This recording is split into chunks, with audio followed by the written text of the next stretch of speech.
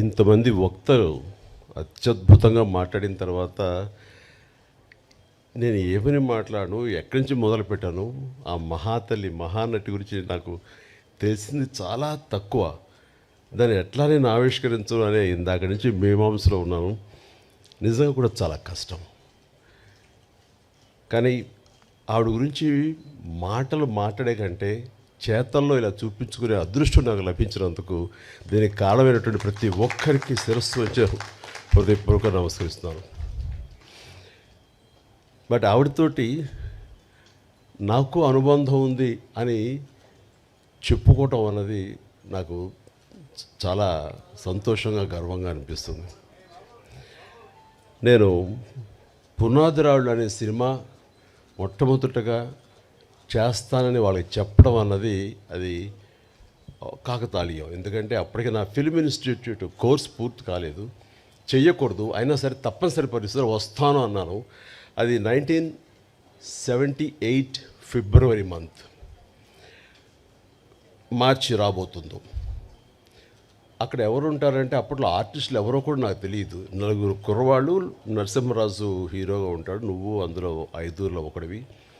అక్కడికి వెళ్ళిన తర్వాత నెమ్మదిగా ట్రైన్ ఎక్కి రాజమండ్రి వెళ్తుంటే షూటింగ్ సమయంలో నువ్వెవరితో యాక్ట్ చేస్తావో తెలుసా అన్నారు. తెలీదు. మహానటి సావిత్రి గారు ఉన్నారు, ఆవిడ కాంబినేషన్లో నటిస్తున్నావు అనేసరికి ఒక్కసారి ఒళ్ళు జలధరించింది. వాళ్ళు నాకు ఎందుకు చెప్పలేదో ఏమో నాకు తెలియదు, కానీ ఇది నిజం అన్నట్లుగా అవాక్య వింటే ఎస్. ఆవిడ రాజమండ్రి పంచవటి హోటల్ ఉండేది అప్పట్లో. ఆ పంచవటి హోటల్లో రూమ్లో సేద తీరుతున్నారు, రండి పరిచయం చేస్తామని నన్ను తీసుకువెళ్ళారు. ఆవిడని చూడగానే అసలు అవాక్కైపోయాను, నోట మాట రావట్లేదు. ఈవిడైనా ఎన్నాళ్ళు తెర మీద నేను మా నాన్నగారు అభిమానించేవాళ్ళం. ఆవిడ్ని ఎంతగానో అలా చూసేవాడిని, ఏమీ మాట్లాడలేదు. నీ పేరేంటి బాబు అని అంటే అది అన్నాను. ఎందుకంటే ప్రసాద్ నుంచి చిరంజీవిగా మారిన 1వ రోజు 2వ రోజు అది రాజమండ్రికి బయలుదేరడానికి దారిలో అనుకున్నాను ఆ పేరు ఇక మీద చెప్పాలని. చిరంజీవి అన్నాను. శుభం అని అన్నారు. రేపో ఎప్పుడో మనంతా కలిసి నటిస్తామని చెప్పారు. అయిన తర్వాత అక్కడ రాజమండ్రి షూటింగుల్లో వర్షం వచ్చింది. ఫిబ్రవరి మార్చిల్లో వర్షం ఏంటని మీరు అనుకోవచ్చు, అవి మ్యాంగో షవర్స్ అంటారు, మొన్న కూడా వచ్చింది అట్లా. అలాంటి అకాల వర్షం వచ్చింది. ఒక గచ్చుతోటి ఉన్న ఒక హౌసు పంచలో పైన టాప్ రూఫ్ ఉంది, కానీ జల్లు పడుతూ ఉందన్నమాట. అందులో నటించినటువంటి యాక్టర్లు అందరూ రోజారమణి, కవిత, సావిత్రమ్మ గారు, గోకెన్ రామారావు, కొంతమంది ఆర్టిస్టులు వీళ్ళందరూ ఉన్నారు, నరసింహరాజు వీళ్ళందరూ ఉండిన తర్వాత చాలాసేపు వర్షం అలా వస్తూనే ఉంది, ఎవరికి తోయట్లేదు. మీకు తెలుసా ఈ అబ్బాయి చిరంజీవి అనే అబ్బాయి డ్యాన్స్ చాలా బాగా వేస్తాడు, సరదాగా చిరంజీవి డ్యాన్స్ ఏమయ్యా అన్నాడు. నేను అడగటం ఆలస్యం, అలాగే ముందు రెడీ అయిపోతాను. నా దగ్గర టేప్ రికార్డ్ ఉంటుంది. అప్పట్లో బోనియమ్మనో లేకపోతే ఇలాంటి కొన్ని అబ్బా ఇలాంటి కొన్ని ఇవి ఉన్నాయి ఇంగ్లీష్ నెంబర్స్, అది వేసుకుని డ్యాన్స్ చేస్తాను. నాకేంటంటే సావిత్రి గారు చూస్తున్నారు, ఇంకా పెద్ద ఉత్సాహం నాకు. అలా చేస్తుండగా ఆ జల్లుకి నా కాలు జారి గబుక్కుని కింద స్లిప్ పడిపోయాను. పడినవాడిని ఆగకుండా అక్కడ నాగుపాము డ్యాన్స్ లాగా చేస్తూ ఏదో అలా చేసేసరికి వాళ్ళందరూ క్లాప్స్ కొట్టారు. ఆవిడ కూడా చాలా సంతోషించి నాకు చాలా బాగా నచ్చావయ్యా అంటూ దగ్గర తీసుకుని ఆవిడ నా భవిష్యత్తులో మంచి యాక్టర్ అవుతావు అని అన్న మాట అంతా ఇంత కాదు, అంతటి మహానటి నోటు వెంబట చాలా మంచి యాక్టర్ అవుతావు, ఎందుకంటే నీలో స్పోర్టినెస్ చూశాను, ఆ తర్వాత కింద పడ్డ తిరిగి డ్యాన్స్ వేయటం అనేది ఆ నేచరు చూశాను, ఇవన్నీ చూస్తుంటే కనుక నీకు మంచి భవిష్యత్తు ఉంటుంది అని ఆ మహాతల్లి చేత అనిపించుకోవడం అనేది నాకు అంతా ఇంత కాదు, 1000 ఏనుగుల బలంగా అనిపించింది. ఆ తర్వాత మళ్ళీ ఆవిడతోటి మరొక సినిమా చేసే అవకాశం కలిగింది. అది చాలా రోజుల తర్వాత, అంటే 80లో అనుకుంటా, అది 1980లో. అది ప్రేమ తరంగాలు అని చెప్పేసి, అందులో నేను, కృష్ణరాజు గారు, సుజాత గారు, జయసుధ గారు మేమంతా ఉన్నాము. ఆవిడ నా తల్లి పాత్ర. ఆ తల్లితోటి మళ్ళీ ఆవిడ బిడ్డగా యాక్ట్ చేసి నటించే అవకాశం నాకు కలిగింది. ఇట్లాగా ఆ తర్వాత మళ్ళీ నేను ఆవిడ చూసే అవకాశం కానీ ఆవిడతోటి నటించే అవకాశం కలగలేదు. ఆ తర్వాత మరి కాలం చెందారు. కానీ ఆవిడ సినిమాలు ఎప్పుడు చూస్తుంటాను, పాత పాటలు ఎప్పుడు ఇంట్లో పెట్టుకుంటుంటాను. ఏదైనా పాత పాట చూడాలంటే కనుక నాకు సావిత్రమ్మ గారు యాక్ట్ చేసినవి, ఆవిడ పాడినవి ఆ పాటలే చూస్తుంటాను.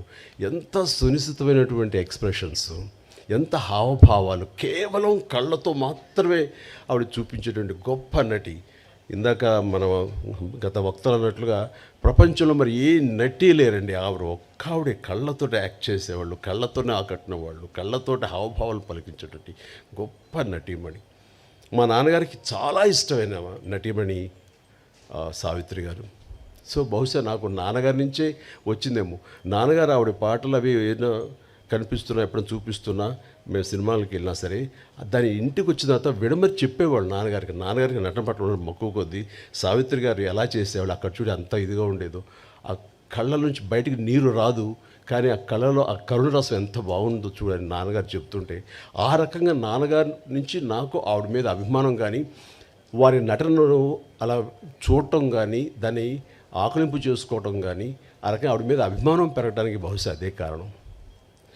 అందుకని నేను అంతకుమించి ఆ మహానటిని ఎనలైజ్ చేసి ఆ మహానటి గురించి నేను చెప్పేంత అర్హత నాకు నిజంగా లేదు నాకు.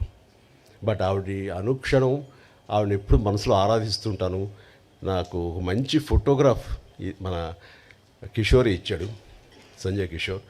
అది ఎప్పుడు నా బెడ్రూమ్లో నేను పెట్టుకుంటూ ఉంటాను, అంతగా ఇష్టపడతాను. ఒకసారి అదే ఇందాక చెప్తున్నారు చాముండేశ్వరి గారు, ఇంటికి వచ్చినప్పుడు నేను ఆవిడని ఎప్పుడు ఎంతగా ఆరాధిస్తానో, మీరు సడన్గా వచ్చారు నాకు నిజంగా తెలియదు, కానీ మీరు నమ్ముతారో నమ్మరో అంటూ ఆ బెడ్రూమ్లోకి వెళ్ళి ఆ ఫోటోగ్రాఫ్స్ ఆవిడ చూపించినప్పుడు ఆవిడ ఎంత స్పందించారు, ఎంత ఇదయ్యారంటే అంత ఇంత కాదు. బహుశా అంతగా ప్రేమించే ఒక యాక్టర్ చిరంజీవి లాంటి మనిషి చేత ఇది చేయించాలని ఆవిడకి ఎందుకు అనుకుంటున్నారో ఏమిటో నాకు నిజంగా తెలియదు. కానీ మన బ్రహ్మానందం గారు వాళ్ళు అన్నట్లుగా ఆ మహాతల్లి పైనుంచి నా గురించి ఈ పుస్తక ఆవిష్కరణ కానీ నా గురించి మరింత యంగర్ జనరేషన్స్కి తెలిసే విధంగా ఆ అవకాశం మళ్ళీ చిరంజీవి ద్వారానే బయట ప్రపంచానికి మళ్ళీ అందరికీ తెలిసేలాగా నేను ఎప్పుడూ చిరంజీవిగానే ఉంటాను. ఆయన మాటలు చాలా బాగా చెప్పారు. నేను చనిపోలేదు, నేను బ్రతికే ఉన్నాను అన్నది చెప్పుకునే ఇది నా ద్వారా లభించినందుకు, నేను దానికి ఒక వారధిగా ఉన్నందుకు నేను చాలా నా జన్మ సార్థకమైందని భావిస్తున్నాను. అలాంటి అవకాశం నాకు ఇచ్చినటువంటి విజయ చాముండేశ్వరి గారికి, గోవిందరావు గారికి నా హృదయపూర్వక ధన్యవాదాలు తెలియజేస్తున్నాను.